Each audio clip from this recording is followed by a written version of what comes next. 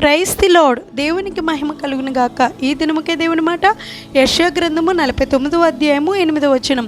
యెహోవా ఇలాగూ సెలవిచ్చుచున్నాడు, అనుకూల సమయమందు నేను నీ మొరను ఆలకించి నీకు ఉత్తరమిచ్చి తిని రక్షణ దినమందు నిన్ను ఆదుకొంటిని. మనము మన ఆత్మీయ జీవితంలో అనేకమైన అద్భుత కార్యాల కొరకు దేవుని సన్నిధిలో ప్రార్థనలు చేస్తాం, ఉపవాసాలు ఉంటాం. జవాబు రాకపోతే బాధపడతాం. ఇలాంటి పరిస్థితుల్లో ఉన్నటువంటి కొరింథీ సంఘముతో పౌలు చెప్తున్నటువంటి మాటలు. అనుకూల సమయమందు నీ మొరను ఆలకించి తిని రక్షణ దినమందు నిన్ను ఆదుకొంటిని అని ఆయన చెప్పుచున్నాడు కదా. దేవుని మాటను మనం గుర్తు చేసుకుందాం.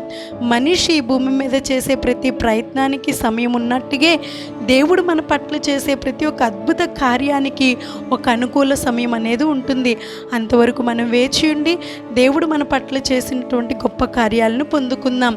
తగిన సమయంలో గొప్ప కార్యాలు పొందుకుని దేవుని మహింపరచుదాం. Thank you. Praise the lord.